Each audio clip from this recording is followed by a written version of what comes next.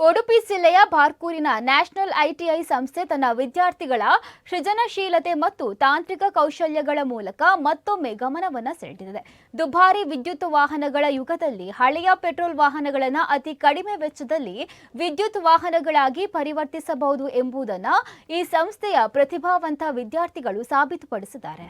ಈ ಹಿಂದೆ 2021-23 ಸಾಲಿನ ಎಲೆಕ್ಟ್ರಿಕಲ್ ವಿಭಾಗದ ವಿದ್ಯಾರ್ಥಿಗಳು ಹಿರಿಯ ಉಪನ್ಯಾಸಕ ಭಾಸ್ಕರ ಉಪಾಧ್ಯ ಅವರ ಮಾರ್ಗದರ್ಶನದಲ್ಲಿ ಹಳೆಯ ನ್ಯಾನೋ ಕಾರನ್ನು ವಿದ್ಯುತ್ ವಾಹನವಾಗಿ ಪರಿವರ್ತಿಸಿ ವಿವಿಧ ಸ್ಥಳೀಯ ಕಾಲೇಜುಗಳ ವಸ್ತು ಪ್ರದರ್ಶನಗಳಲ್ಲಿ ಪ್ರದರ್ಶಿಸಿ ಪ್ರಶಂಸೆಗೆ ಪಾತ್ರರಾಗಿದ್ದರು.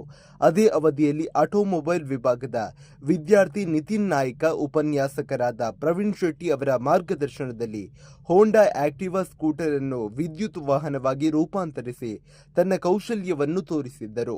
ಇದೀಗ 2024-2026 ಸಾಲಿನ ಆಟೋಮೊಬೈಲ್ ಹಿರಿಯ ವಿಭಾಗದ ವಿದ್ಯಾರ್ಥಿಗಳು ಮತ್ತೊಂದು ಮಹತ್ವದ ಸಾಧನೆ ಮಾಡಿದ್ದಾರೆ.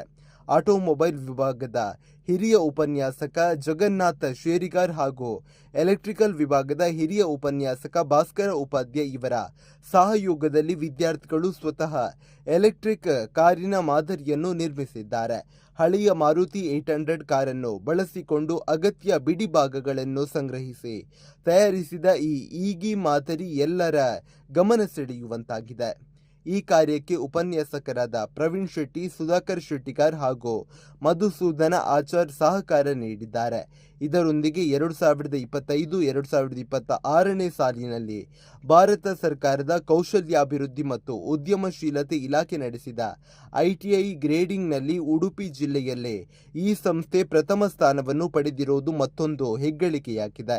ದಿ ಬಾರ್ಕೂರ್ ಎಜುಕೇಷನಲ್ ಸೊಸೈಟಿ ಆಡಳಿತಕ್ಕೆ ಒಳಪಟ್ಟಿರುವ ಈ ಸಂಸ್ಥೆ ಆಡಳಿತ ಮಂಡಳಿಯ ಅಧ್ಯಕ್ಷ ಬಿ ಶಾಂತರಾಮ ಶೆಟ್ಟಿಯವರ ದಕ್ಷ ನೇತೃತ್ವ ಹಾಗೂ ಸಂಚಾಲಕ ಬಿ ರಾಮಚಂದ್ರ ಕಾಮತ್ ಅವರ ಸಹಕಾರದಿಂದ ನಿರಂತರವಾಗಿ ಪ್ರಗತಿ ಸಾಧಿಸುತ್ತಿದ್ದು, ವಿದ್ಯಾರ್ಥಿಗಳ ಭವಿಷ್ಯವನ್ನು ಉಜ್ವಲಗೊಳಿಸುವ ದಿಕ್ಕಿನಲ್ಲಿ ಹೆಮ್ಮರದಂತೆ ಬೆಳೆಯುತ್ತಿದೆ.